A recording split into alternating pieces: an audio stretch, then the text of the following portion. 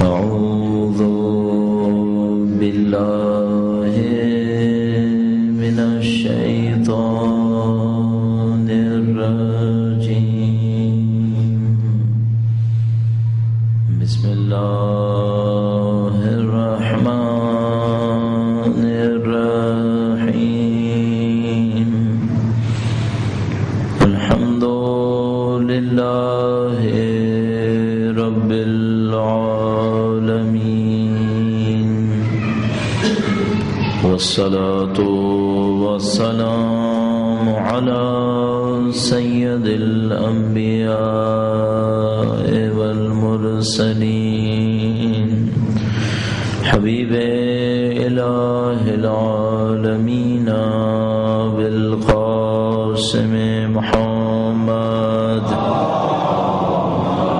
صل على محمد وآل محمد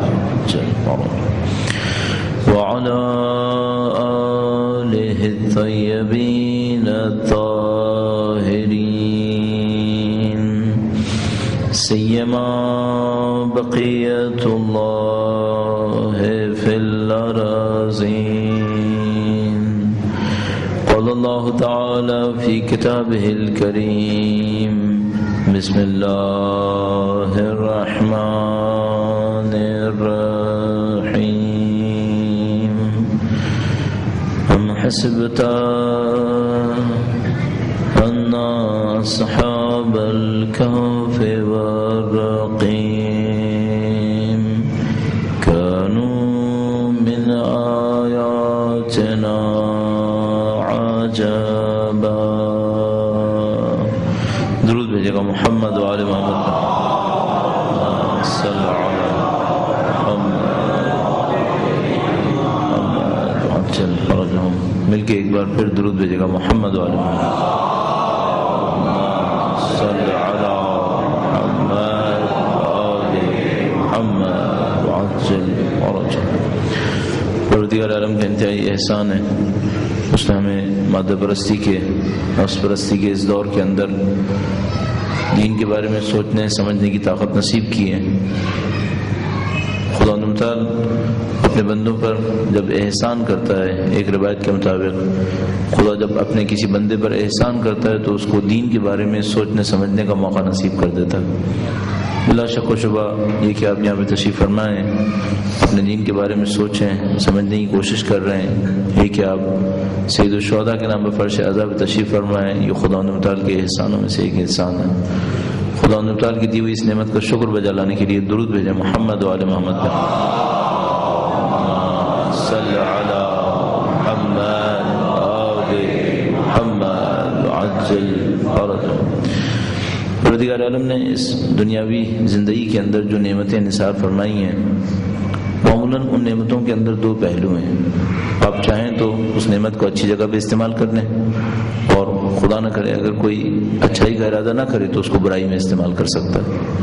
جیسے کہ عموماً مثال دیتے ہیں ایک چاقو کی طرح، کہ اگر کوئی چاہے تو چاقو کو کسی اچھے مورد میں استعمال کرے، جو خدا تعالیٰ نے ذمہ داریاں دی ہیں ان کو انجام دے، چاہے تو خدا نہ کرے کسی جرم کے اندر، کسی ظلم کے اندر اسے استعمال کر لے. اس اعتبار سے دنیا کی عظیم الشان ترین نعمتوں میں سے ایک نعمت عقل اور شعور کی نعمت ہے، کہ خدا تعالیٰ نے اس سے بڑھ کر کوئی شرافت انسانوں کو نہیں دی جس سے جتنا عقل اور شعور کے ذریعے سے نصیب فرمائی ہے. اس کو اپنی امانت تعبیر فرماتا ہے، اس کو اپنی روح میں سے تعبیر فرماتا ہے. اور اس نعمت کے ساتھ بھی ایسا ہی ہے کہ ہم مجبور ہیں خواہ نہ خواہ اس نعمت کو استعمال کریں گے. کون سا دنیا میں انسان ایسا ہوگا جو اپنی عقل سے فائدہ نہیں اٹھائے گا؟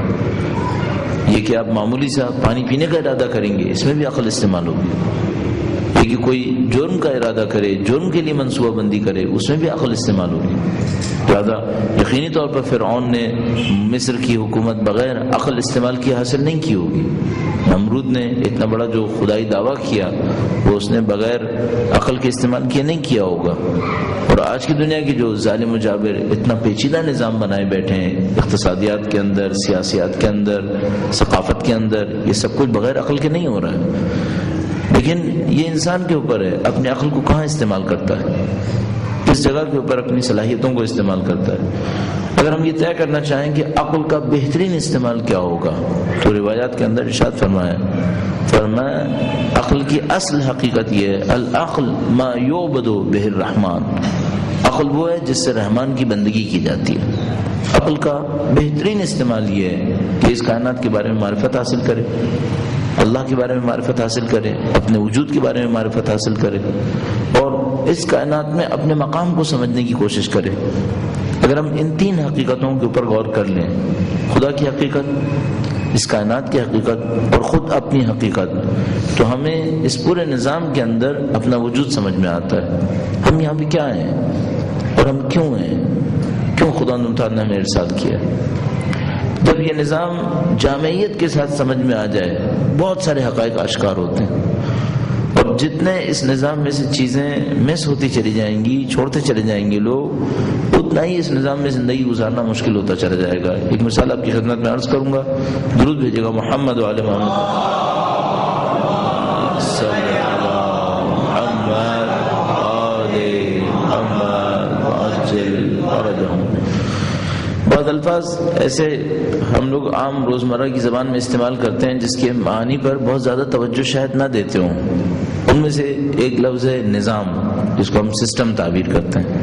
تو ممکن ہے کوئی بہت سادہ سی کسی جگہ پہ سسٹم کا لفظ استعمال کرے، نظام کا لفظ استعمال کرے، اور ممکن ہے کسی پورے شعور کے ساتھ نظام کے لفظ کو استعمال کرے۔ سسٹم میں اور اجزاء میں کیا فرق ہوتا ہے؟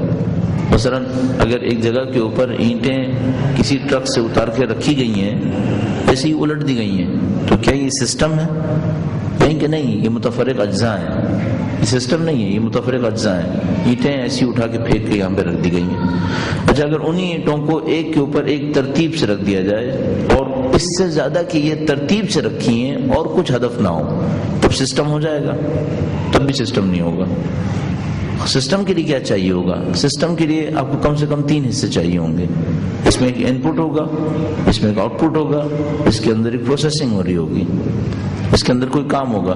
اب اگر انہی اینٹوں کو آپ ایک خاص ترتیب سے رکھیں، اس ترتیب میں ایسا ہو کہ پانی ایک طرف سے ان اینٹوں کے اوپر سے گزرے گا اور وہ پانی ایک خاص پروسیس سے ہوتے ہوئے دوبارہ وہاں سے نکل جائے گا اور پانی تھوڑا سا بہتر پانی ہو جائے گا، اس کی مٹی کم ہو جائے گی، اب یہ ایک سسٹم بن جائے گا۔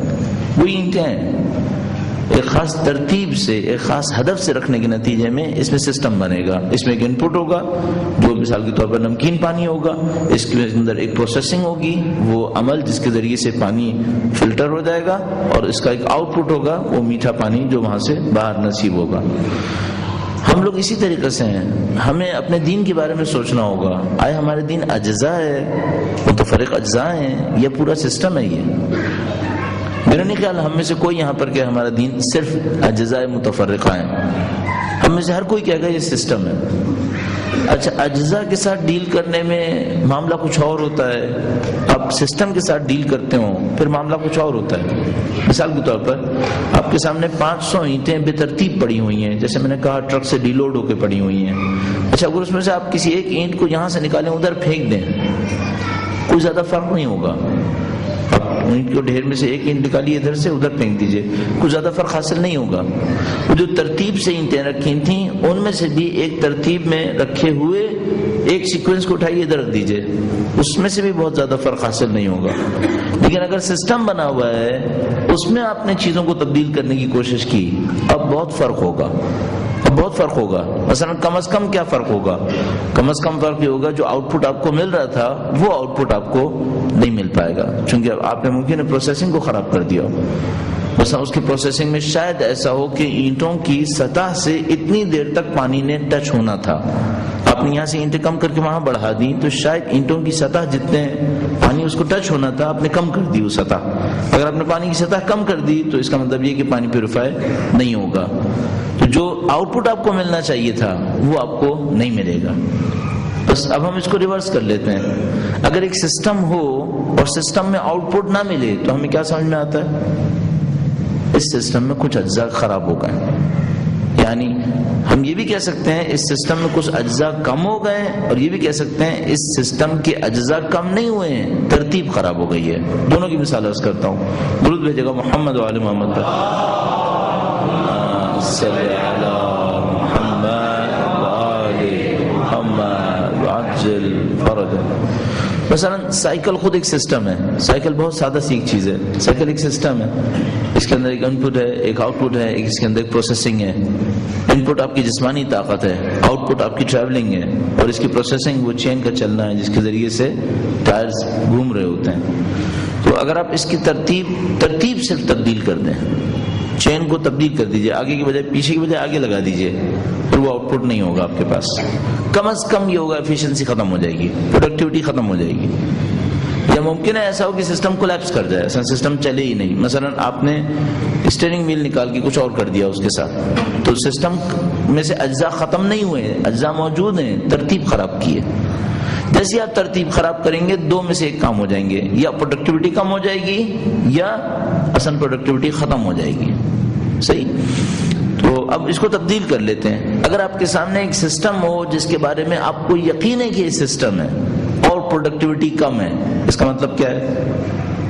کم از کم یہ مطلب ہے کہ آپ نے ترتیب اجزاء کی تبدیل کر دی ہے, یا مطلب یہ ہوگا کہ آپ نے اجزاء میں سے کچھ اجزاء کو کم کر دیا ہے. اچھا, اگر پروڈکٹیوٹی بالکل ختم ہو جائے, اس کا مطلب کیا ہے؟ اس کا مطلب بھی یہی ہوگا, یا اجزاء کی ترتیب کا خراب کر دی گئی ہے, یا اجزاء بالکل ختم کر دیے گئے. اب میں پھر دوبارہ آپ سے سوال کرتا ہوں, دین سسٹم ہے یا متفرق اجزاء ہیں؟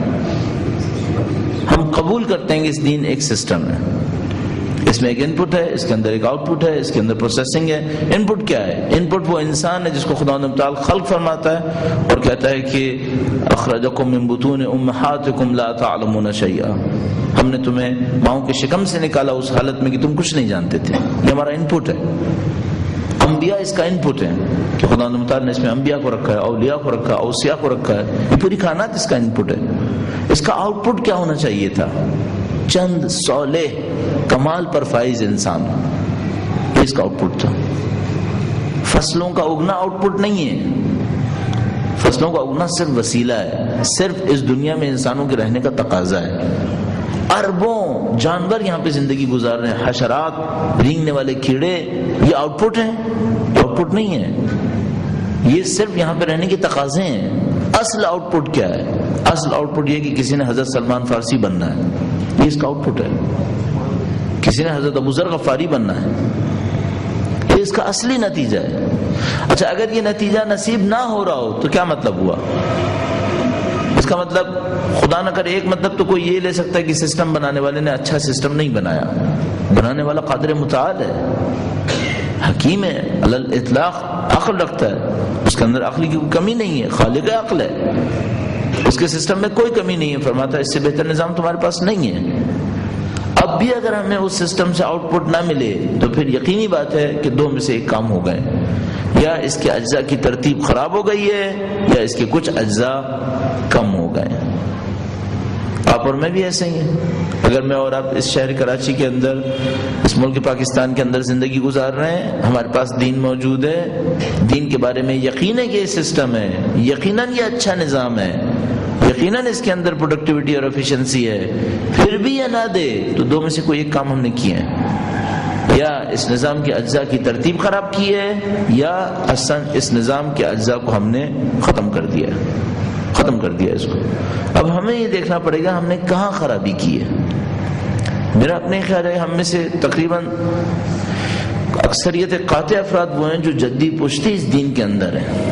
کچھ لوگ ہوتے ہیں کہ جو فرقے کو یا مذہب کو تبدیل کر کے کسی اور فرقے اور مذہب کے اندر آتے ہیں. اگر ہم جدی اور پشتی اس مذہب کے اندر اور اس فکر کے اندر ہیں الحمدللہ رب العالمین, تو ہمیں اپنے آپ سے ایک سوال کرنا چاہیے تھا مجھے کہ اس مذہب سے ہم نے کیا لینا تھا اور اس مذہب نے ہمیں کیا دینا تھا. آیا وہ سب نصیب ہو چکا ہے؟ یعنی اگر ایسا ہو کہ ایک نسل کے 5 نسلیں 10 نسلیں اور ہم جیسوں کے کیس میں شاید 50 نسلیں ایک بزنس کریں اور آج تک پتہ نہ چلے کہ اس بزنس سے ملنا کیا تھا, کوئی اس کو حماقت کہے گا, نادانی کہے گا ہماری. اور ہمارے اور آپ کے کیس میں تقریباً 50 نسلیں گزر چکی ہیں اکثر, کہ اب ہمیں کم از کم اب ہمیں سوچ لینا چاہیے تھا کہ ہم نے یہاں پہ کیا نصیب کرنا ہے, کیا ہمیں نصیب ہونا ہے, اس سے اس دین سے ہمیں کیا ملنا ہے.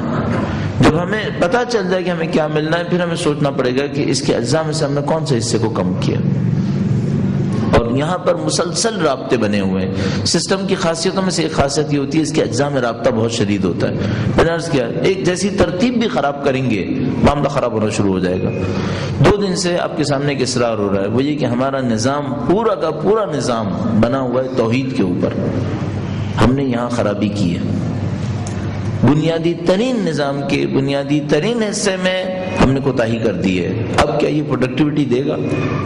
ایفیشنسی اس کی رہے گی؟ کوئی ظاہر کہ نہیں رہے گی. یعنی بالکل ایسے ہی ہے جیسے ہم نے گاڑی میں سے انجن نکال لیا ہو. تو اب اس گاڑی کا اصلی کام نہیں ہونا چاہیے. اس گاڑی کا اصلی کام تھا کہ یہ چلے, اس کو نہیں چلنا چاہیے. ہاں ممکن ہے کہ آپ اس کے اندر بیٹھ کر ابھی بھی استراحت کر لیں, آپ رات گزار لیں, لیکن یہ اس کا اصلی کام نہیں تھا. ممکن ہے ابھی بھی کوئی دین سے کچھ مزے لے لے, ممکن ہے ابھی بھی دین سے کچھ فائدے ہو جائیں, کچھ نہ کچھ فائدہ ہوگا, لیکن پوچھا جائے کہ یہ دین کا اصلی فائدہ تھا تو یہ نہیں, یہ اصلی دین کا فائدہ نہیں تھا. اصلی فائدہ کیا تھا؟ میں نے آپ کی خدمت میں عرض کیا اصلی فائدہ یہ تھا کہ یہاں سے باکمال انسان نکلنے تھے. اچھا ممکن ہے کوئی یہ پوچھے ٹھیک ہے باکمال انسان تو نکلنے, دنیا میں کچھ نصیب ہوگا یا نہیں ہوگا؟ جیسے ہی ہمارا ہم و غم وہ باکمال انسان بنانا ہوا, دنیا کی ہر سعادت نصیب ہونا شروع ہو جائے گی, دنیا کی ہر خوبی نصیب ہونا شروع ہو جائے گی. خدا تعالیٰ وعدہ فرماتا ہے وَلَوْ أَنَّ أَهْلَ الْقُرَىٰ آمَنُوا وَاتَّقَوْا لَفَتَحْنَا عَلَيْهِمْ بَرَكَاتٍ مِّنَ السَّمَاءِ وَالْأَرْضِ. اگر اہل قریہ ایمان لائیں تقوی اختیار کریں تو ہم زمین و آسمان کی برکتوں کو ان پہ نازل کر دیں گے. یہ جو زمین و آسمان کی برکتیں نازل ہونے کا وعدہ کر رہا ہے یہ جنت میں تو نہیں ہو سکتا. جنت میں تو زمین و آسمان علیحدہ ہے نہیں اصلا. یہ خدا تعالیٰ یہاں پہ وعدہ کر رہا ہے کہ اگر تقوی اختیار کرو ایمان لے آؤ تو ہم زمین و آسمان کی برکتیں ان پر نازل کر دیں گے. اور مسلسل پروردگار عالم کا وعدہ اسی کے ساتھ ہے. یعنی ایسا نہیں ہے کہ ہم دنیا کو ترک کر کے آخرت کی طرف بڑھیں گے تو دنیا ترک ہو جائے گی اور صرف آخرت ملے گی. نہیں, دونوں چیزوں کو ملنے کا وعدہ کیا. بس ہماری کوتاہی کہاں پر ہے؟ ہمیں یہ دیکھنا پڑے گا ہم نے کیا چھوڑ دیا ہے. کل آپ کی خدمت میں عرض ہوا ہم نے توحید کے تصور میں کمی کی. اچھا اس میں اب ہم ترمیم کیسے کر سکتے ہیں, اس کی اصلاح کیسے کر سکتے ہیں؟ فقط توحید کے اوپر گفتگو کرتے ہیں اور ہمارا جو اصلی موضوع تھا وہ دنیا کے اندر آنے والی مصیبتوں, مشکلات, آزمائشوں کے اوپر ہمارا رد عمل ہے کہ ہم دنیا کی مصیبتوں, آزمائشوں کے اوپر رد عمل کیسے دکھائیں. کل بات ہوئی کہ ہم توحید کے اندر مشکل سے دو چار ہیں, اس خاطر ہم ان مشکلات اور آزمائش کے تصور میں کمی سے دو چار ہو گئے. اب توحید کی ترمیم کیسے کریں گے تاکہ ہمارا پہلا قدم صحیح قدم ہو جائے؟ چند نکات آپ کی خدمت میں عرض ہوں گے. درود بھیجے گا محمد و آل محمد.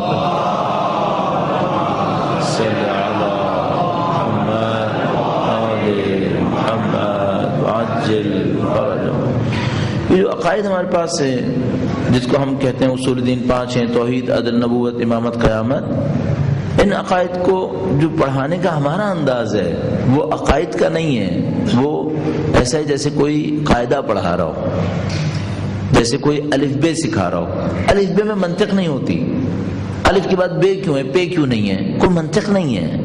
یعنی مثلا کوئی یہ نہیں کہہ سکتا پہلے 1 نقطے والے آئیں گے پھر 2 نقطے والے آئیں گے, تو پہلے اوپر والے کیوں آئیں گے, نیچے والے کیوں نہیں آئیں گے, پہلے تے کیوں آئے گا, پہلے پے کیوں نہیں آئے گا. منطق نہیں ہے.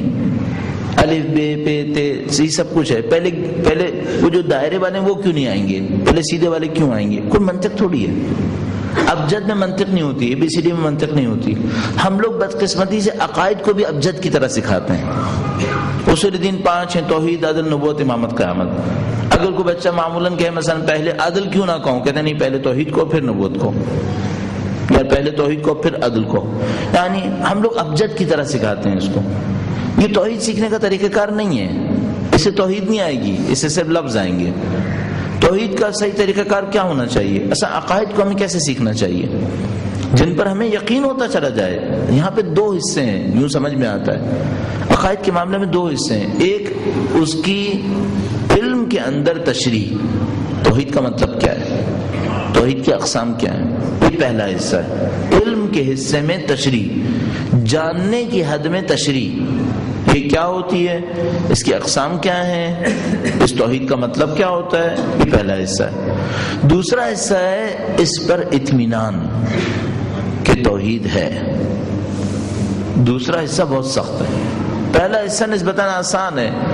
اب توحید کے بارے میں, عقائد کے بارے میں کوئی کتاب لے لیجئے, مثال کے طور پر ہمارے پاس عقائد کی بہت ساری کتابیں ترجمہ بھی ہوئی ہیں، تحریر میں بھی آئی ہیں.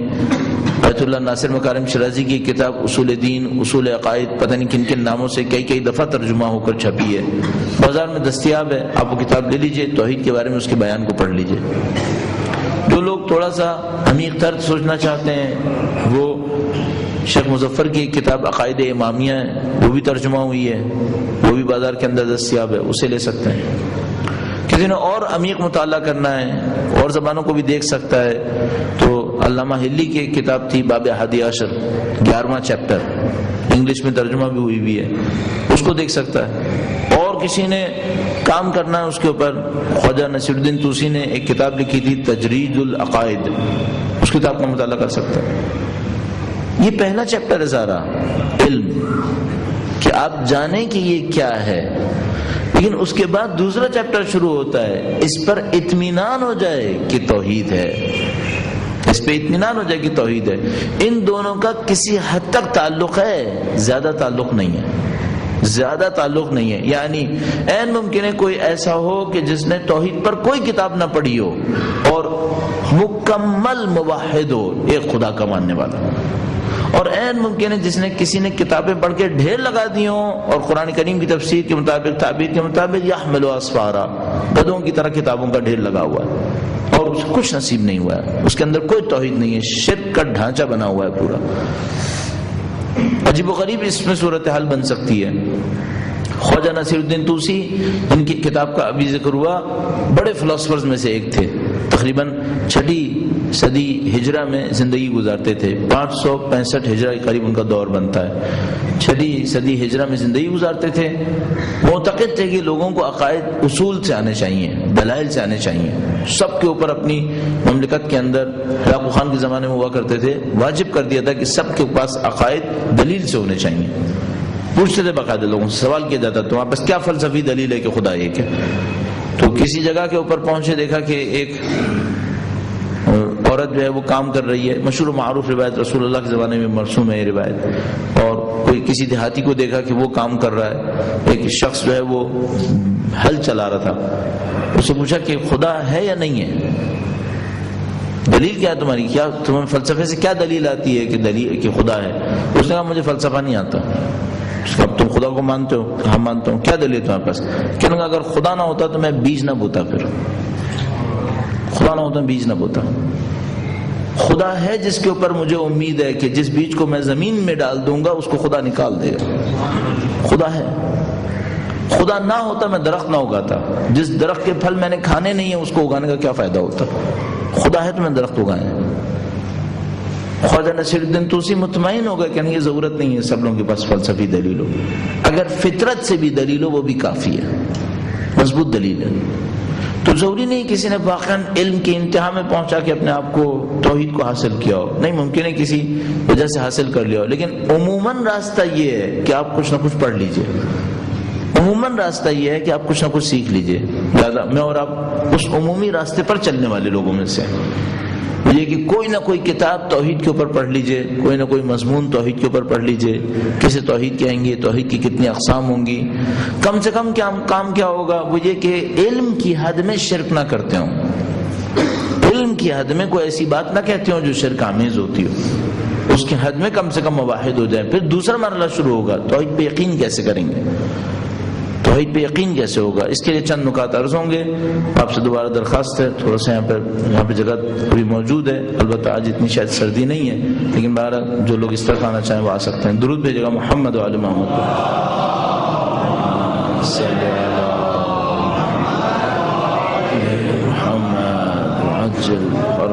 ایک بار پھر درود بھیجے گا محمد و آل محمد.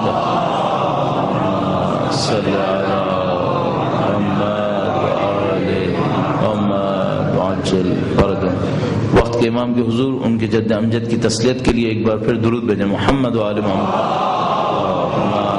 صلی علی محمد آل محمد وعجل فرجهم. اگر کوئی توحید کو سیکھنا چاہتا ہے، نہ صرف علم کی حد میں، اپنی زندگی میں سیکھنا چاہتا ہے، تو اس کے لیے کیا کرنا چاہیے؟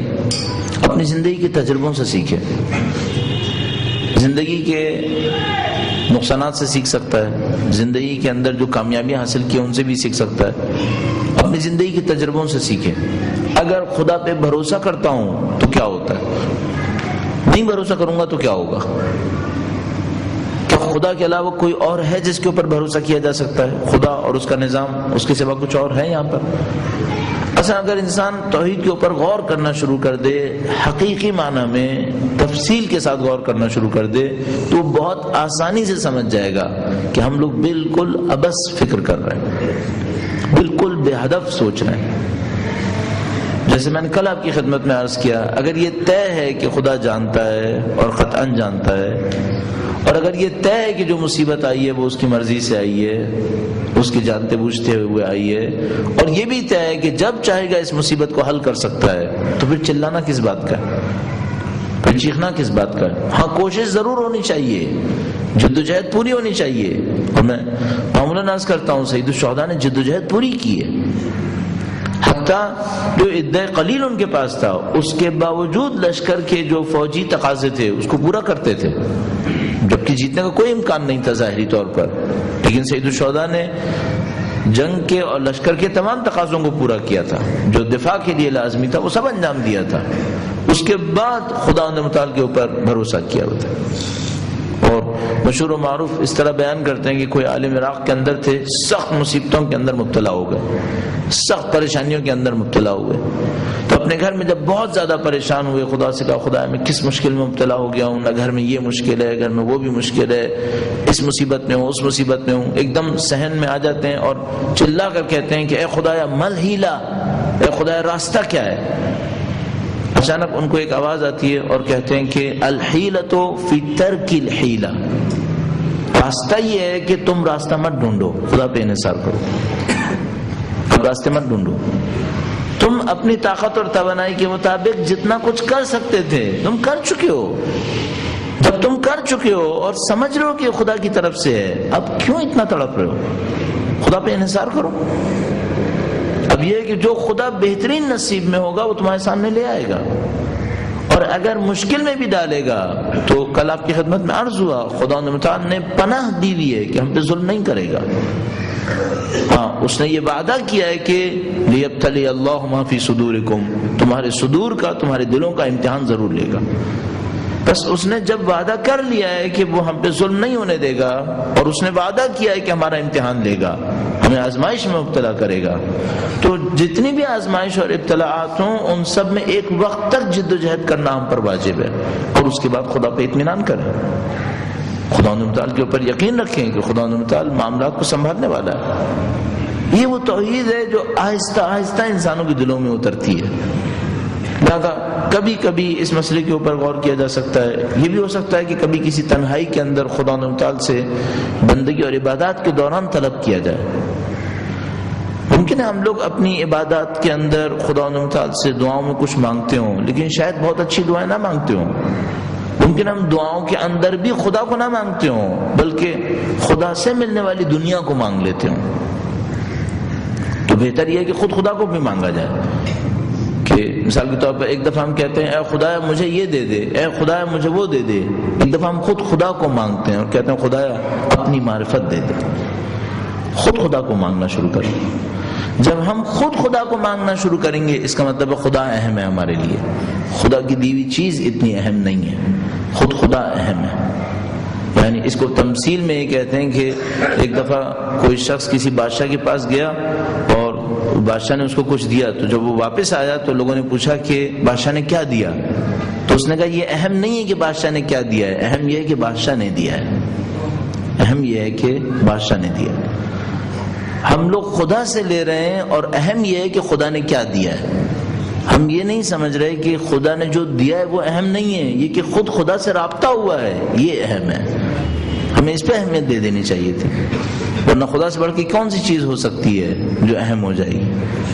تو یہ توحید آہستہ آہستہ دلوں میں اتر جائے گی، اور اچھا ہو کہ ہم لوگ ابتدائی زندگی سے اس کے اوپر محنت کرنا شروع کر دیں، یعنی جیسے ہی کچھ شعور آنا شروع ہوا ہے، جیسے ہی مشکلات کو سمجھنے کی کوشش کر رہے ہوں، جیسے ہی ابھی ہمارے ذہن اتنے پختہ نہ ہوئے ہوں، اس وقت خدا متعال کی طرف توجہ دینا شروع کر دیں، ورنہ ظاہر ہے ایک وقت تک انسان ایک خاص چیز کے اوپر بن جائے پھر وہاں سے نکالنا بہت مصیبت کا کام ہے۔ اور اب جب یہ شعور حاصل ہو جائے علم کے مرحلے میں، اطمینان کے مرحلے میں، پھر آزمائش پہ صبر آسان ہے، پھر آزمائش پہ صبر بہت آسان ہے۔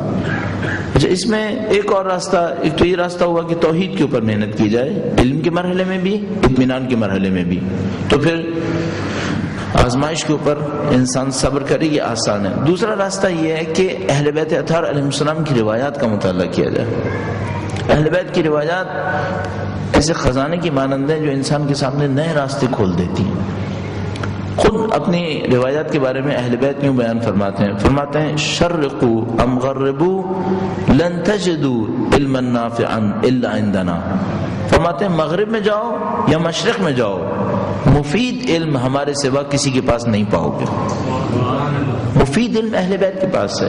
علم نما چیزیں بہت ہیں، نہیں معلوم فلاں ستارے کا سائز کتنا ہے، فلاں سیارے کا سائز کتنا ہے، فلاں گاڑی کی سپیڈ کتنی ہے، نہیں معلوم ٹیکنالوجی کے اندر فلاں چیز کیسی ہے، فلاں چیز کیسی ہے۔ غیر مفید علم کم نہیں ہے۔ دنیا کی اتنی ڈھیر ساری لائبریریز بھری پڑی ہیں۔ ایک برٹش لائبریری کے اندر 65 ملین کتابیں بیان کر رہے ہیں وہ لوگ، کتنی 6 کروڑ سے اوپر انٹریز بیان کر رہے ہیں۔ کتنی کتابیں، ان میں کتنا مفید ہے، کتنا غیر مفید ہے، نہیں معلوم کتنا مفید ہے ان میں سے۔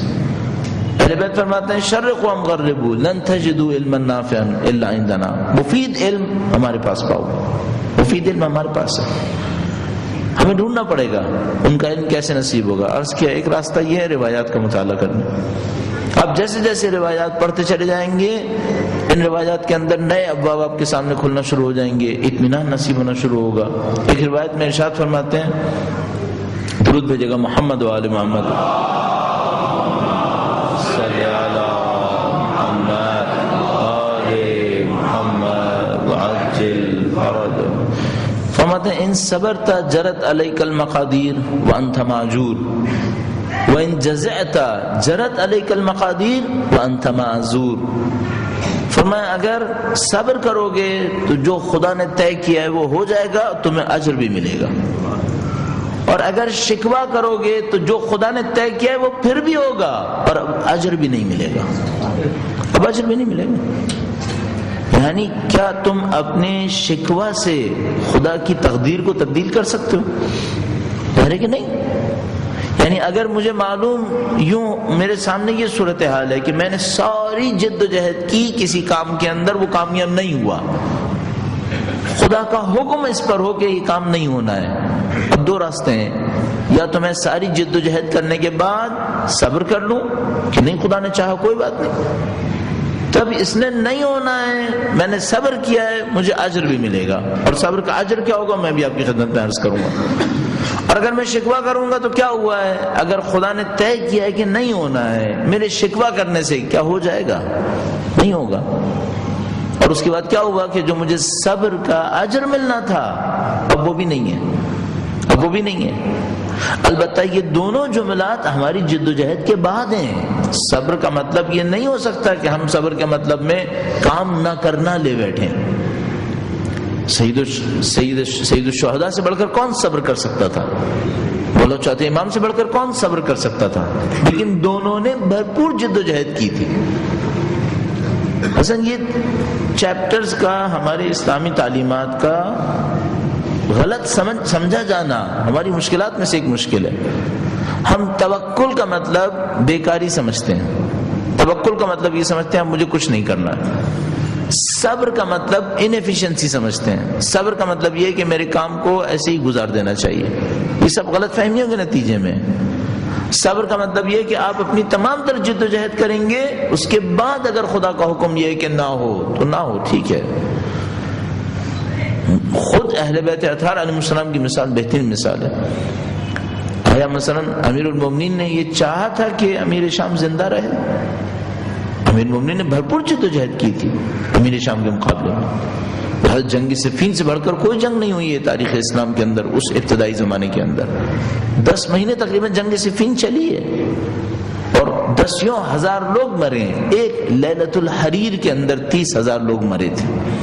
30,000 بہت بڑا نمبر ہے، آج کے حساب سے بھی بہت بڑا نمبر ہے۔ مثلا آپ تصور فرمائیں کہ کراچی کے بدترین سالوں میں 1,500 لوگ مرے ہیں، 1,500 پونے 2,000 لوگ مرے ہیں، 30,000 لوگ 1400 سال پہلے ایک آبادی میں سے ختم ہو گئے ایک رات کے اندر، لیلۃ الحریر کے اندر۔ بہت بڑی تعداد ہے، 30,000 جنازے ایک جگہ پہ رکھے ہوں، آپ تصور فرمائیں کیا حشر ہوتا ہوگا۔ اس جنگ صفین کے باوجود امیر شام بچ گیا۔ امیر المومنین نے کیا کوشش نہیں کی؟ جنگ صفین سے بڑھ کے کیا کوشش ہو سکتی تھی؟ امیر المومنین نے مکمل کوشش کی، پھر خدا کے ارادے پہ صبر کیا، پھر خدا کے ارادے پہ صبر کیا۔ اصل جب غصب خلافت ہوئی تو صبر کیا، جیسے کہ وہ خود فرماتے ہیں کہ میری آنکھوں میں کانٹے تھے اور میرے گلے میں پھندے پھنسے ہوئے تھے، لیکن میں نے صبر کیا۔ تو یہ تمام تر جد و جہد کرنے کے بعد پھر صبر کا معاملہ ہے کہ اس کے بعد خدا متعال کی طرف سے ہمارے لیے حکم ہوا، جیسے کہ روایت میں فرمایا کہ ان صبرتا جرت علیک المقادیر، اگر صبر کرو گے تم پر خدا کی قدر جاری ہو جائے گی، خدا کا فیصلہ جاری ہو جائے گا، وانت ماجور، تمہیں اجرت ملے گی، تمہیں اجر ملے گا۔ صبر کا اجر کیا ہے؟ یہاں پر ایک اور مشکل ہم لوگوں کے ساتھ پیش آ رہی ہے، مفاہیم کی حد میں عرض کر رہا ہوں، درود بھیجے گا محمد وآل محمد صلی علی محمد وآل محمد عجل فرجہ۔ مفاہیم کی حد میں، مفہوم کی حد میں ہمارے ساتھ ایک مشکل یہ ہے کہ ہمارے پاس مفہوم غلط سمجھ میں آئے ہیں۔ صبر کا مطلب کچھ اور تھا، ہم نے کچھ اور سمجھ لیا۔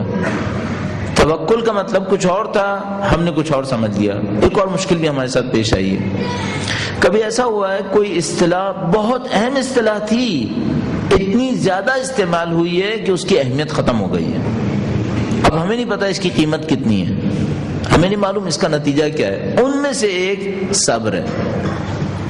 میں تقریباً یقین سے آپ کی خدمت میں عرض کر رہا ہوں، ہمیں نہیں معلوم صبر کی اہمیت کیا ہے اور صبر کے نتائج کیا ہے۔ ایک تو مشکل ہماری یہ ہے کہ ہمیں یہ نہیں معلوم کہ صبر کیا ہے، ہم صبر کے مقابلے میں کس چیز کو قرار دے رہے ہیں، بے صبری کسے کہتے ہیں، صبر کسے کہتے ہیں، یہ نہیں معلوم۔ دوسرا مسئلہ یہ کہ صبر کی اہمیت کیا ہے، کتنی اہم چیز ہے صبر۔ یعنی اگر آپ روایات کے اندر غور فرمائیں، پھر یہاں پر روایت پڑھنے کا فائدہ ہے، ہمارے سامنے چیزوں کی حقیقتیں نکل کے آتی ہیں کہ حقیقت کیا ہے۔ اب وہاں پر صبر کہتے ہیں فوری نتیجہ دینے والی ایک چیز ہے صبر، فوری نتیجہ، قطعی نتیجہ، بلکہ فوری سے اچھی تعبیر قطعی نتیجہ ہے۔ اگر آپ نے مولا امیر المومنین کی کلمات میں ایک کتاب دیکھی ہو، درود بھیجے گا محمد وآل محمد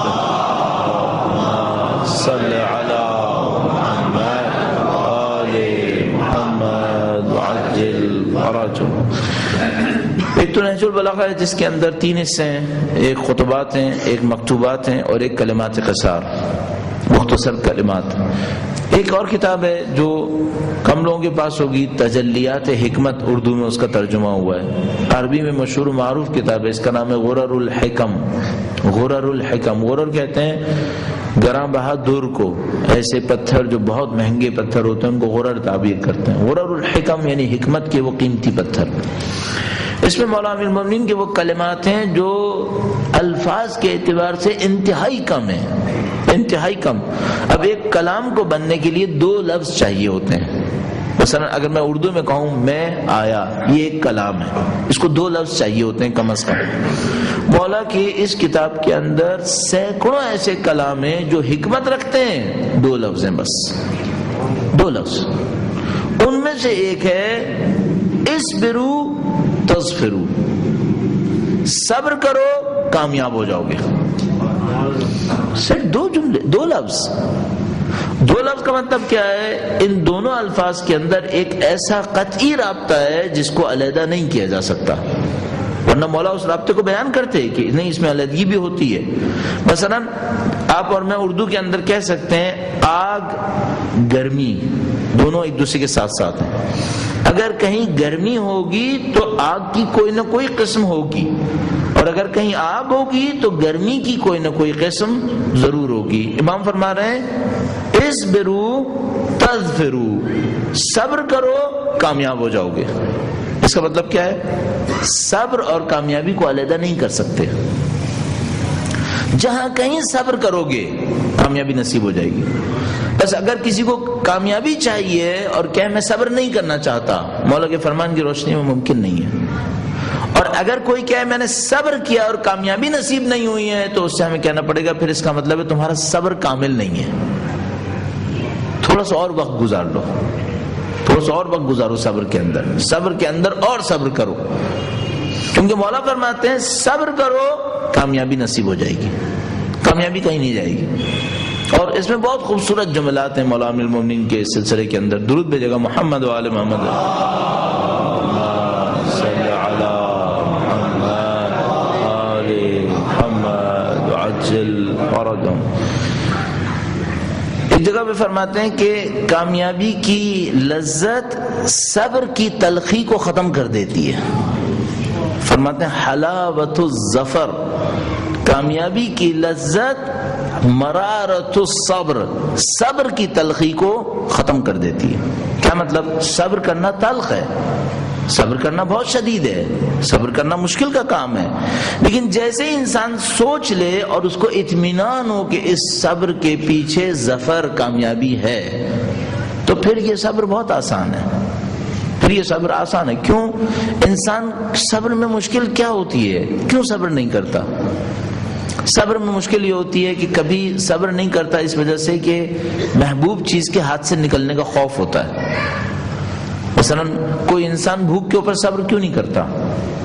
اس کو کھانے کی لذت عزیز ہوتی ہے تو وہ بھوک کی وجہ سے دیکھتا ہے کہ وہ لذت ہاتھ سے جا رہی ہے، وہ لذت نصیب نہیں ہو رہی ہے، اس کا غم اس کے صبر کو اور زیادہ مشکل میں مبتلا کرتا ہے۔ لیکن اگر اس کو پتا ہو جتنی دیر صبر کروں گا اس سے بڑھ کر لذت ملے گی، اب صبر میں آسانی سے صبر کرے گا۔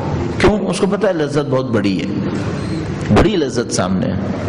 اور یہ جتنے انبیاء کرام علیہم السلام، اولیاء کرام علیہم السلام، انبیاء، اولیاء، اوصیاء صبر فرماتے ہیں، ان صبر کے پیچھے ایک حقیقت ہونی چاہیے جو سمجھ میں آتی ہے۔ ظاہر ہے کہ ہم نہیں جانتے کہ وہاں پہ کیا ہوتا ہے اس مقام پر، لیکن ایک بات سمجھ میں آتی ہے کہ اگر کسی کا علم زیادہ ہو اس کے لیے صبر کرنا آسان ہو جائے گا، جانتے ہیں صبر کے پیچھے کیا ہونے والا ہے۔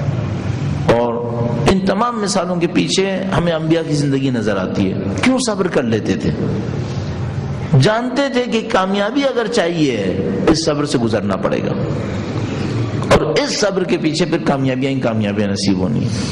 کاش ہم لوگوں کو بھی یہی سمجھ میں آ جائے۔ میں نے دو مشکلات آپ کی خدمت میں عرض کی مفاہیم کے اعتبار سے۔ ایک مفہوم کے اندر مشکل یہ ہو گئی کہ ہمیں مفہوم پتہ نہیں ہوتا، صبر کا معنی نہیں جانتے۔ دوسری مشکل ہمارے ساتھ یہ ہو گئی کہ مفہوم تو پتہ چلتا ہے، اہمیت نہیں جانتے کہ اس کی اہمیت کیا ہے، اس صبر کے نتیجے میں ہوگا کیا۔ ایک اور مشکل بھی ہے، کچھ ایسا ہو گیا ہے کہ ہمیں یہ پتہ ہے کہ صبر کیا ہے اور یہ بھی پتہ ہے صبر کے نتیجے میں کیا ہوگا، لیکن کبھی کبھی یوں سوچنے لگتے ہیں جیسے آج کے دور میں نہیں ہوگا، پہلے ہو جاتا ہوگا۔ تینوں کے پیچھے توحید میں کمی آ رہی ہے، لیکن بہرحال اس خاص مشکل کے پیچھے آج کے زمانے کی خاص غیر توحیدی فکر ہے۔ مجھے کہ ہم سوچتے ہیں ہاں ٹھیک ہے 1400 سال پہلے انبیاء صبر کرتے تھے، اس کے نتیجے میں کامیابی ہوتی تھی، ائمہ صبر کرتے تھے، انہیں کامیابی ملتی تھی۔ نہیں معلوم آج کے دور میں بھی ایسا ہی ہے یا کچھ اور ہے۔ پتہ نہیں کیوں ہم لوگ جب اس زمانے کے واقعات کو پڑھتے ہیں اپنے آپ سے اس کا رابطہ نہیں بنا پاتے، شاید اس وجہ سے کہ ہماری زندگی بہت زیادہ دور ہوتی چلی جا رہی ہے اہل بیت اطہار علیہ السلام کی زندگی سے۔ وسائل کے اعتبار سے عرض نہیں کر رہا، اخلاق کے اعتبار سے عرض کرنا چاہ رہا ہوں، عادتوں کے اعتبار سے عرض کرنا چاہ رہا ہوں۔ زمانے کے اعتبار سے دور ہے تو یقیناً وسائل کے اعتبار سے بھی دور ہو گئی۔ ظاہر ان کے زمانے میں گاڑیاں نہیں، ہمارے زمانے میں گاڑیاں ہیں، وہ وسائل نہیں ہیں جو اس زمانے میں اس زمانے میں۔ لیکن جو اصل مشکل ہے وہ وسائل کی نہیں ہے، اصل مشکل اخلاقیات کی ہے۔ ہم جانتے ہیں کہ ہم میں وہ اخلاقیات نہیں ہیں جو ان کے اندر پائے جاتے تھے، اس وجہ سے ہمیں یہ شک ہونے لگا ہے کہ آیا ہمیں وہ نتائج ملیں گے یا وہ نتائج نہیں ملیں گے۔ ایک معنی میں آپ کی خدمت میں عرض کروں گا، ہمیں وہ نتائج زیادہ شدت سے ملیں گے، زیادہ اچھے طریقے سے ملیں گے۔ اس کی وجہ یہ ہے کہ خود اللہ کے نبی نے ارشاد فرمایا ہے، اللہ کے نبی نے ایک جگہ پہ ارشاد فرمایا، ایک خاص جگہ کے اوپر پہنچ کر ارشاد فرمایا کہ خدا سلام ہو میرے بھائیوں کے اوپر، 3 دفعہ اس جملے کی تکرار کی، سلام ہو میرے بھائیوں کے اوپر، جو اصحاب لوگ ساتھ بیٹھے ہوئے تھے انہوں نے کہا کہ کیا ہم پہ سلام کیا جا رہا ہے؟ نبی نے فرمایا نہیں، تم پہ سلام نہیں ہو رہا ہے، یہ سلام میرے بھائیوں کے اوپر ہے، تم میرے اصحاب ہو۔ کہا کہ اگر ہم بدر میں لڑنے کے بعد بھی صحابی ہیں اور بھائی کوئی اور ہے تو وہ بھائی کون ہے پھر؟ وہ بھائی کون ہے پھر جن پہ یہ سلام ہے؟ ہم نے بدر لڑی ہے، ہم نے خندق لڑی ہے، احد میں آپ کے ساتھ تھے۔ فرمایا میرے بھائی وہ ہیں جو آخری وقت میں آئیں گے، نہ انہوں نے مجھے دیکھا ہے نہ میری بات کو سنا ہے، صرف کاغذ کے اوپر سیاہ اور سفید دیکھا ہے اور مجھ پر ایمان لیا ہے۔ اللہم صلی اللہ محمد وعجل فرج۔ فرمایا مجھے نہیں دیکھا، میری آواز کو بھی نہیں سنا ہے، کاغذ کے اوپر سیاہ اور سفید دیکھا ہے۔ سیاہ اور سفید کیا مطلب؟ یعنی لکھائی دیکھی ہے، بس لکھے کو پڑھا ہے، لکھے کو پڑھا ہے، مجھ پر ایمان لے آئے ہیں۔ فرماتے ہیں یہ میرے بھائی ہیں۔ پھر اس کا مطلب ہے اگر آج کے دور میں کوئی نبی کی تعلیم پر عمل کر لے اس کا اجر اس سے زیادہ ہے، پھر اس کے اجر کا نبی وعدہ فرما رہے ہیں، فرماتے ہیں میں اپنے بھائی کا مقام دوں گا اسے۔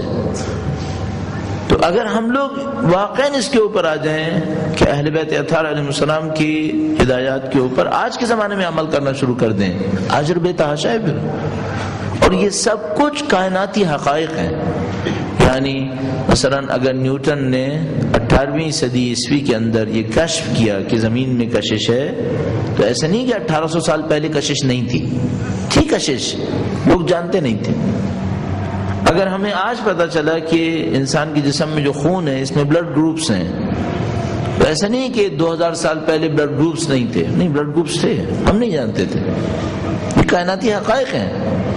اگر ہم انسانوں کے اندر اتنی طاقت ہے کہ ہم کائنات کے حقائق کو کشف کر سکتے ہیں، تو کیا وحی و خدا ہمیں ان حقائق سے کم چیزیں سکھائے گی؟ کیا ائمہ اطہار علیہ السلام کی تعلیمات صرف ایک زمانے کے لیے ہوں گی؟ یقیناً جو ان کی تعلیمات ہمیں نصیب ہونی چاہیے وہ کائناتی حقائق کے اوپر ہونی چاہیے۔ اگر صبر اس زمانے میں یہ اثر دکھاتا تھا، یقیناً صبر کی آج کے زمانے میں بھی یہی تاثیر ہونی چاہیے۔ اور اتفاق سے صبر کی بات ہوئی، چونکہ ہم نے پہلے مشکلات کا تذکرہ کیا، اس کے بعد پھر صبر کے اوپر گفتگو ہوئی۔ اور میں سمجھتا ہوں ہم لوگ جو سید الشہداء کے چاہنے والے ہیں، سید الشہداء کے ماننے والے ہیں، شاید اس معاملے میں ہم سے زیادہ کسی کو آگاہ نہیں ہونا چاہیے تھا۔ اس کی وجہ یہ ہے کہ ہم نے کربلا کے واقعات کو سن لیا ہے، ہم نے کربلا کے واقعات کو مکرر سن لیا ہے، اور ہم اچھی طرح سمجھ گئے کہ صبر کی تاثیر کیا ہونی چاہیے۔ تو ہمیں بہت اچھی طرح سے پتہ چل جانا چاہیے تھا کہ اگر واقعاً کوئی قوم صبر کرنے پر آ جائے تو خدا متعال اس کو کیا نصیب کر سکتا ہے۔ صرف اتنا سا سوچ لیجئے کہ یہ پورا کربلا کا واقعہ پنجتن کی زندگی کا اہم ترین واقعہ ہے، اصحاب کسا کا اہم ترین واقعہ یہ ہے۔ اور اصحاب کسا پوری کائنات کے خلائق، پوری کائنات کے اندر جتنے مخلوقات ہیں ان سب کے اوپر شرافت اور کرامت رکھتے ہیں۔ اس کا مطلب ہے کہ کربلا سے بڑھ کر پوری تاریخ انسانیت کا کوئی واقعہ ہمارے پاس نہیں ہے۔ حضرت آدم سے لے کر اب تک جتنے بھی انسان شمار کیے جائیں گے ان میں کسی کے پاس شرافت اصحاب کسا سے زیادہ نہیں ہے۔ اور اصحاب کسا کا اختتام اس کربلا کے واقعے کی طرف ہے، اور اس کربلا کے واقعے میں شاید اہم ترین مقامات میں سے ایک مقام وہ ہے جب سید الشہداء اپنی بہن سے الوداع کرنے کے لیے آئے۔ آخری وقت اہم ترین جگہوں میں سے ایک جگہ ہے، تمام کربلا مصائب کے اوپر مشتمل ظاہر ہے۔ یہ کہ سید الشہداء نے حضرت علی اکبر کو روانہ کیا مصیبت ہے، یہ کہ حضرت قاسم کو روانہ کیا مصیبت ہے، حضرت ابو الفضل عباس کے ناشے پر پہنچے مصیبت۔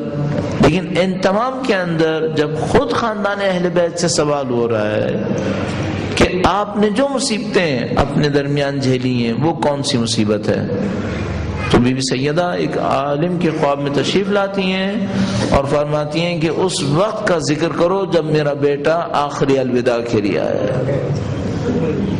یہ لمحہ نہیں معلوم کس قسم کا لمحہ ہونا چاہیے. اور سید الشہداء جب اس لمحے میں تشریف لائے ہیں تو بی بی زینب سلام اللہ علیہا سے ایک جملہ ارشاد فرمایا بہن صبر کرنا. ہم نہیں جانتے سید الشہداء کے اس جملے کی تاثیر کیا ہے، لیکن علماء مقایسہ کرتے ہیں، کہتے ہیں شب عاشور ایک وقت آیا تھا جب دشمن کے لشکر نے ہلنا شروع کیا، سید الشہداء کے خیمے کی طرف بڑھنا شروع کیا. بی بی زینب سلام اللہ علیہا مضطرب ہو گئیں، اپنے بھائی کے پاس تشریف لائیں اور اپنے بھائی سے کہا کہ اے بھیا دشمن کا لشکر ہماری طرف بڑھ رہا ہے. اس بات کو اتنی دفعہ کہا کہ غش کھا کے گر گئیں. اور سید الشہداء نے نہیں معلوم اس غربت کے موقع پر کس طرح اپنی بہن کو جگایا ہوگا. بیوی مضطرب تھی اور ایک موقع ایسا ہے اضطراب کے اندر کہ اپنے بھائی سے وہ جملہ فرمایا اور کہا کہ بھیا آپ نے اپنے اصحاب کا امتحان کیا یا نہیں کیا. شب عاشور بی بی زینب سلام اللہ علیہا مضطرب تھیں، کبھی دشمن کے لشکر کے چلنے سے مضطرب تھیں، کبھی دوستوں کی وفاداری پہ مضطرب تھیں. لیکن جب سید الشہداء نے اپنی بہن سے کہا کہ بہن صبر کرنا، اس کے بعد بی بی کی استقامت وہاں تک پہنچی کہ تلہ زینبیہ پر سید الشہداء کو شہید ہوتے خود دیکھا ہے. بی بی کی استقامت اس جگہ پر پہنچ گئی کہ شام غریبہ میں سید سجاد کو خیمے سے لے کر آئی ہیں، اور بی بی کی استقامت بار بار نظر آتی رہی. وہ موقع آیا جب شام غریبہ میں بی بی ام کلثوم کے ساتھ جا کر 2 بچوں کی لاشوں کو اٹھا کر لائی. پھر وہ موقع آیا کہ شب کی تنہائی میں ٹوٹے ہوئے نیزے کے ساتھ پہرا دیا ہے. 11 محرم کو لشکر روانہ ہوتا رہا اور مخدرات جب اجساد کے برابر سے گزرے ہیں، بی بی زینب نے اپنے آپ کو سید الشہداء کی لاشیں تک پہنچایا ہے. بی بی زینب اتنی استقامت دکھا رہی ہیں، اتنی زیادہ استقامت دکھائی ہے. پھر جب سید الشہداء کی لاشیں پر پہنچی ہیں اور سید الشہداء کی لاشیں کو بے گور و کفن دیکھا ہے جس میں سر نیزوں پہ لگا ہوا تھا، تو جذبات کی شدت میں سید الشہداء کی لاشیں کی برابر کی مٹی کو ہاتھ میں لے کر مدینے کی طرف بلند کیا اور فرمایا یا رسول اللہ ھذا حسین کا مرمل بالدماء، اے اللہ کے رسول یہ آپ کا حسین ہے.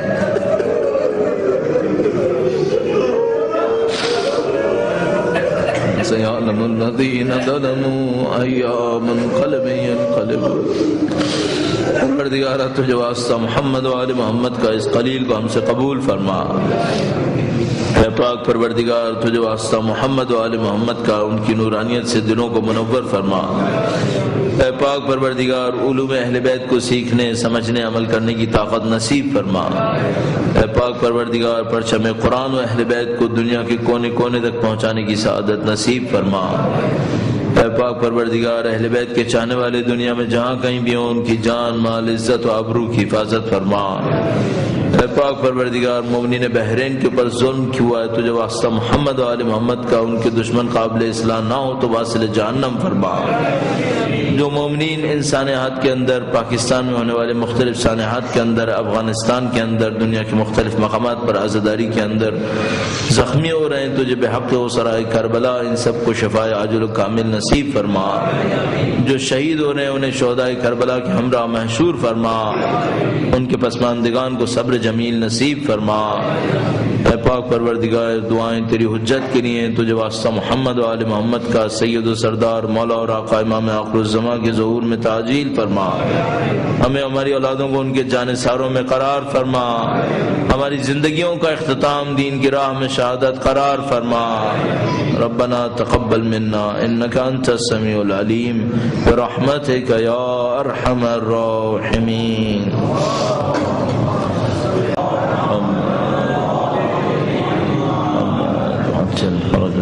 مل کے ایک بار پھر درود بھیجے گا محمد و آل صلی علی محمد محمد وعجل ورجل. پروردگار عالم کا انتہائی احسان ہے اس نے ہمیں مادہ پرستی کے، نفس پرستی کے اس دور کے اندر دین کے بارے میں سوچنے سمجھنے کی طاقت نصیب کی ہے۔ خدا تعالیٰ اپنے بندوں پر جب احسان کرتا ہے، ایک روایت کے مطابق خدا جب اپنے کسی بندے پر احسان کرتا ہے تو اس کو دین کے بارے میں سوچنے سمجھنے کا موقع نصیب کر دیتا ہے۔ بلا شک و شبہ یہ کہ آپ یہاں پہ تشریف فرمائیں، اپنے دین کے بارے میں سوچیں، سمجھنے کی کوشش کر رہے ہیں، یہ کہ آپ سید الشہداء کے نام پر فرش اعزاء پہ تشریف فرمائیں، یہ خدا متعال کے احسانوں میں سے ایک احسان ہے۔ خدا متعال کی دی ہوئی اس نعمت کا شکر بجا لانے کے لیے درود بھیجیں محمد و آل محمد پر۔ صلی علی محمد آل محمد وعجل فرجهم۔ پروردگار عالم نے اس دنیاوی زندگی کے اندر جو نعمتیں نثار فرمائی ہیں، معمولاً ان نعمتوں کے اندر دو پہلو ہیں۔ آپ چاہیں تو اس نعمت کو اچھی جگہ پہ استعمال کر لیں، اور خدا نہ کرے اگر کوئی اچھائی کا ارادہ نہ کرے تو اس کو برائی میں استعمال کر سکتا ہے۔ جیسے کہ عموماً مثال دیتے ہیں ایک چاقو کی طرح، کہ اگر کوئی چاہے تو چاقو کو کسی اچھے مورد میں استعمال کرے، جو خدا تعالیٰ نے ذمہ داریاں دی ہیں ان کو انجام دے، چاہے تو خدا نہ کرے کسی جرم کے اندر، کسی ظلم کے اندر اسے استعمال کر لے۔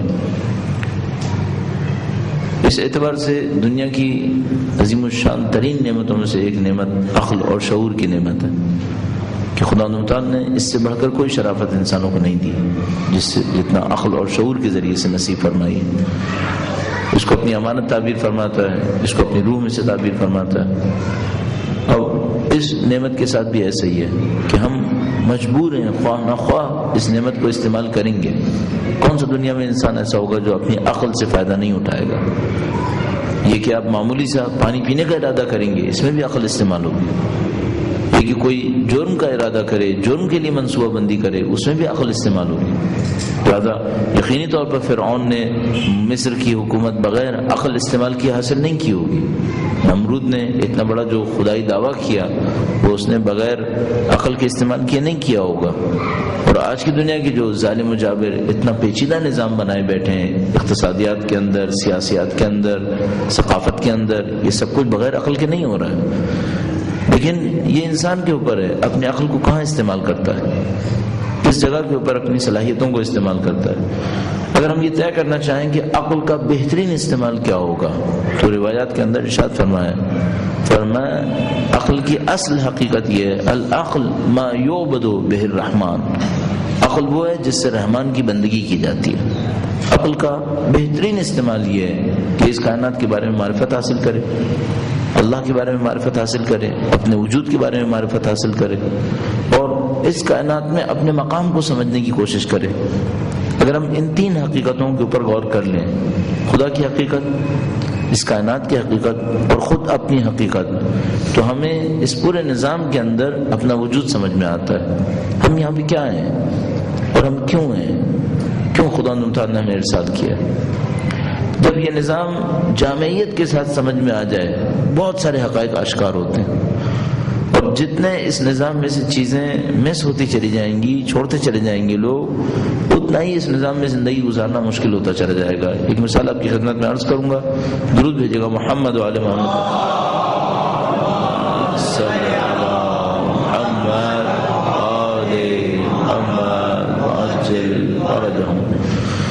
بعض الفاظ ایسے ہم لوگ عام روزمرہ کی زبان میں استعمال کرتے ہیں جس کے معنی پر بہت زیادہ توجہ شاید نہ دیتے ہوں۔ ان میں سے ایک لفظ ہے نظام، جس کو ہم سسٹم تعبیر کرتے ہیں۔ تو ممکن ہے کوئی بہت سادہ سی کسی جگہ پہ سسٹم کا لفظ استعمال کرے، نظام کا لفظ استعمال کرے، اور ممکن ہے کسی پورے شعور کے ساتھ نظام کے لفظ کو استعمال کرے۔ سسٹم میں اور اجزاء میں کیا فرق ہوتا ہے؟ مثلا اگر ایک جگہ کے اوپر اینٹیں کسی ٹرک سے اتار کے رکھی گئی ہیں، ایسے ہی الٹ دی گئی ہیں، تو کیا یہ سسٹم ہے؟ کہیں کہ نہیں، یہ متفرق اجزاء ہیں۔ یہ سسٹم نہیں ہے، یہ متفرق اجزاء ہیں۔ اینٹیں ایسی اٹھا کے پھینک کے یہاں پہ رکھ دی گئی ہیں۔ اچھا، اگر انہی اینٹوں کو ایک کے اوپر ایک ترتیب سے رکھ دیا جائے، اور اس سے زیادہ کہ یہ ترتیب سے رکھی ہیں اور کچھ ہدف نہ ہو، تب سسٹم ہو جائے گا؟ تب بھی سسٹم نہیں ہوگا۔ سسٹم کے لیے کیا چاہیے ہوگا؟ سسٹم کے لیے آپ کو کم سے کم 3 حصے چاہیے ہوں گے۔ اس میں ایک ان پٹ ہوگا، اس میں ایک آؤٹ پٹ ہوگا، اس کے اندر ایک پروسیسنگ ہو رہی ہوگی۔ اس کے اندر کوئی کام ہوگا. اب اگر انہی اینٹوں کو آپ ایک خاص ترتیب سے رکھیں، اس ترتیب میں ایسا ہو کہ پانی ایک طرف سے ان اینٹوں کے اوپر سے گزرے گا اور وہ پانی ایک خاص پروسیس سے ہوتے ہوئے دوبارہ وہاں سے نکل جائے گا اور پانی تھوڑا سا بہتر پانی ہو جائے گا، اس کی مٹی کم ہو جائے گی، اب یہ ایک سسٹم بن جائے گا.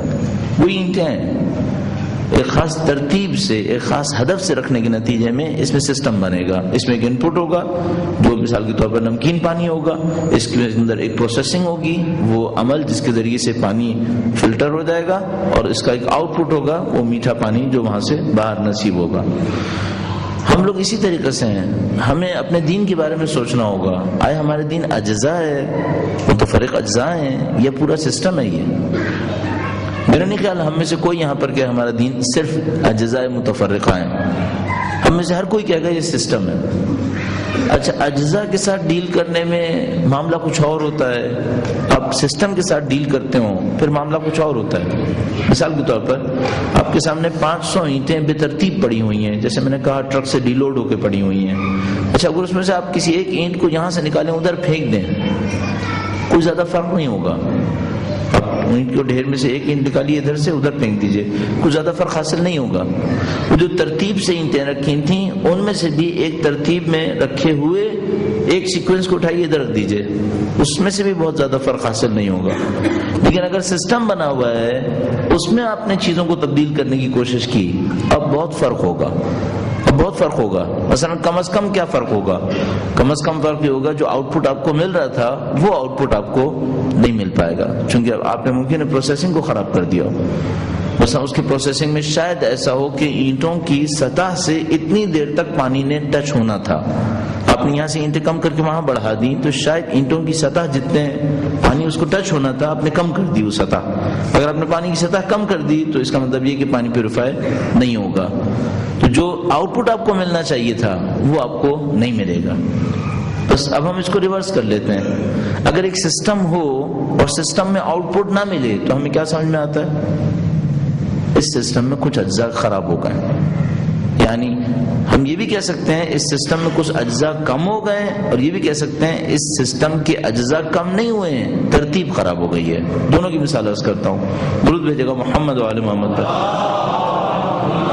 صلی علی محمد وآل محمد وعجل فرج. مثلا سائیکل خود ایک سسٹم ہے. سائیکل بہت سادہ سی ایک چیز ہے. سائیکل ایک سسٹم ہے، اس کے اندر ایک ان پٹ ہے، ایک آؤٹ پٹ ہے، اس کے اندر ایک پروسیسنگ ہے. ان پٹ آپ کی جسمانی طاقت ہے، آؤٹ پٹ آپ کی ٹریولنگ ہے، اور اس کی پروسیسنگ وہ چین کا چلنا ہے جس کے ذریعے سے ٹائرز گھوم رہے ہوتے. اعوذ باللہ من الشیطان الرجیم. بسم اللہ الرحمن الرحیم.